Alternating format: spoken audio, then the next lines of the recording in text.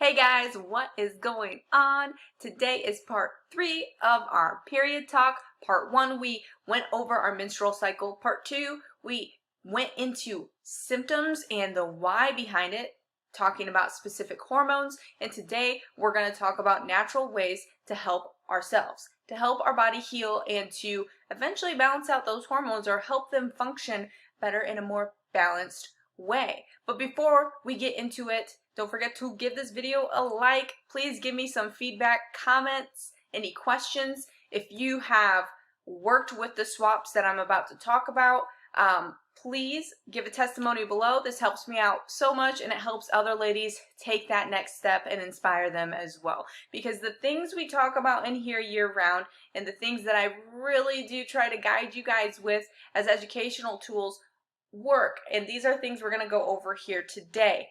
I'm going to start with things we commonly talk about and then more specific things as we dive in. So it's going to be very, very beneficial. And so I want you to remember, like Dr. Derek and I were talking about before I got on here, we are the captains of our ship. We can either guide it to sink or we can guide it to swim, right? Stay afloat. That's what we are for our body. Our body is our vessel, and we are the captains of that. We have control of our insides. We just have to be our own advocate for our health and know that the healing does take time. And we do not have to experience these PMS symptoms, and we do not have to be put on birth control to control these PMS symptoms. We can in fact help ourselves naturally. But again, it does take time, and I do always recommend talking with your physician as well.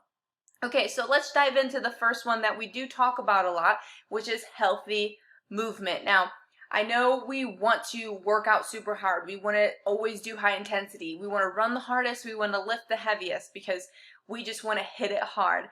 And that is great. Healthy movement is great. Moving our body is amazing. But if we are always going high intensity, that can actually create high stress levels. That cortisol hormone can kind of skyrocket there, and as we talked about in previous talks here, that it's going to take away from progesterone. So you can see how high intense workouts without proper recovery can really place that high stress on our body. So it's really who of us to do high intensity, low to moderate intensity, rest days, and active rest days. So things like stretching, mobility, yoga.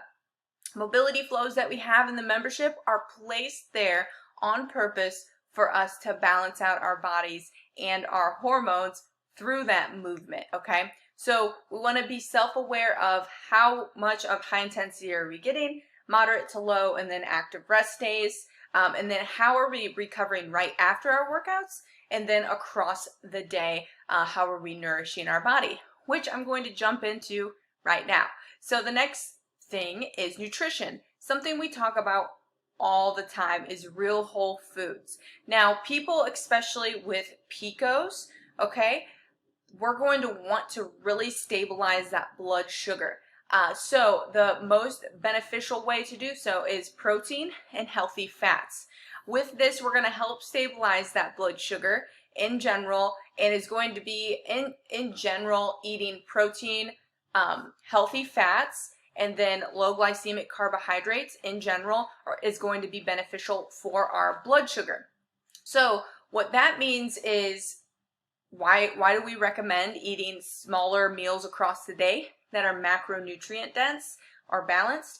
Is because we are stabilizing that blood sugar. We're not dropping our blood sugar down low. We're not spiking it up then and dropping it down low, which is going to eventually create an insulin problem, which is a lot of times what we do in this culture is not eat and then eat a lot of food, and it's usually high refined processed foods that's going to mess with our blood sugar.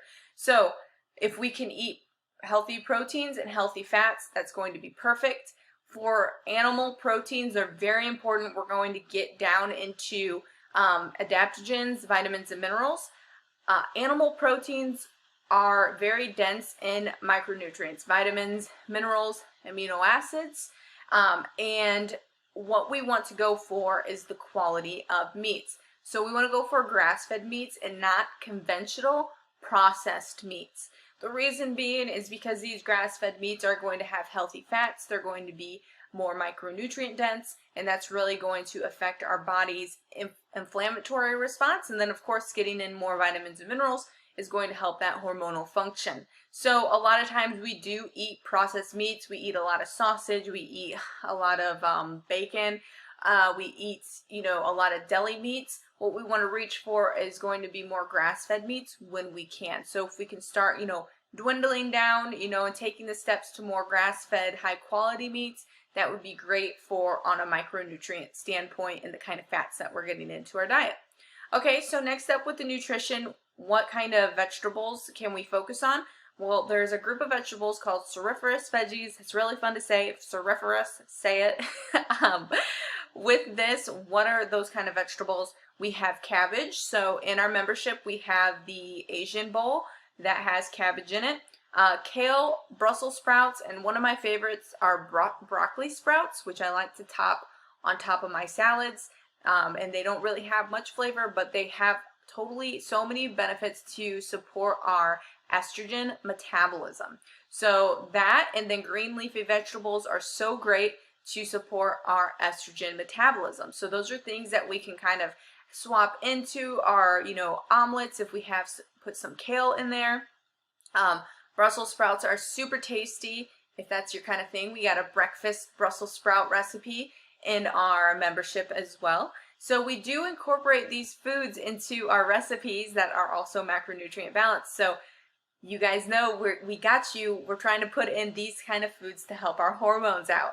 So that's why we always say real whole foods first, because they are going to have so many benefits for our body on the inside as well as on the outside, okay? So next up, we have our adaptogens, our herbs, on the vitamins and minerals. Okay, so what I'm going to go over, I'm just going to go over a handful because there are so many, but I'm just going to go over a handful, okay?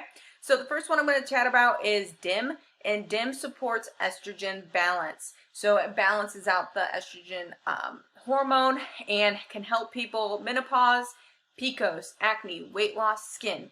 If you don't even fall into menopause, PCOS, any of those things, it can still, if you're a female, it can help you. It can help with that estrogen balance. And next up, number 2, we got chasteberry. Chasteberry is going to help reduce PMS symptoms. So this comes from a tree. Chaste tree berry is another way you may see this. And so this helps with PMS symptoms, which is awesome. Green tea is a great one, and in a lot of our supplementation that I'm going to go over. And you can also drink green tea.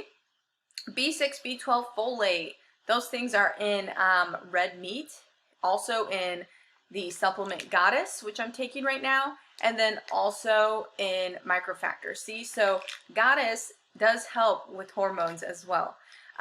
Last but not least, I just want to go over is maca root. Maca root helps estrogen again. So with a lot of these things that I just went over, you can find this also in Harmony. So I'm cycling this in with my Goddess and my Thyroid Drive that I'm taking right now. The Harmony, though, if you are dealing with hormonal things, this is a great add-in along with some microfactor and then OptiGreens 50. Those are things that I cycle in foundationally that I take every day. And the reason being, which I'm going to go over here, I'm skipping ahead. That's what I like to do. So the Harmony is one that's, you know, any kind of hormonal things you may have going on, as far as endometriosis, PCOS, menopause, perimenopause, just bad PMS symptoms, that hormonal acne, those kind of things. Harmony is great for that. Of course, you can always send that the ingredients list to your doctor if you need them to check that out as well. Now, next up, something that we should always be self-aware of is working on our gut and our liver, because our liver metabolizes hormones and then also regulates levels of hormones, and then it's going to excrete hormones. So our liver is a natural detoxifier, and then our gut helps poop it out, or we pee out the things we don't need. So for example, we poop out our estrogen. That's why it's really important to have normal bowel movements because our liver metabolizes extra estrogen and then our gut gets rid of that. So working on our liver health, so there's a liver detox supplement that I recommend, and then always working on our gut health is very huge and important to work on. So gut supplements that I recommend are going to be the GI Advantage, OptiGreens 50, and digestive enzymes. Now, with these things though, we have to work on the food that I went over first. That's why I went over it first. If you're eating poorly, drinking high amounts of alcohol, drinking high amounts of caffeine, eating fast food, drinking pop, doing all these bad behaviors up top, or behaviors that don't align with our goals and health, if you're doing all those things, the supplements are going to have a hard time really showing the benefits. They're going to help, but they're not going to fully help because the food is still hindering your body's healing process, okay?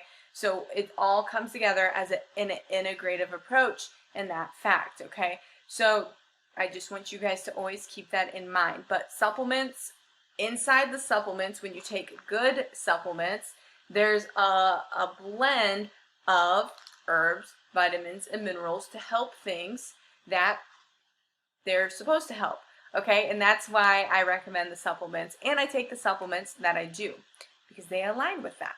Okay, so last but not least, we are going to go over something that is very hard to do a complete overhaul and definitely takes steps. So environmental stressors or xenostrogens, okay? These kind of go together. So think about what's in your environment. What do you breathe in? What do you put on your skin? What do you use to clean your house, your mirrors, things like that?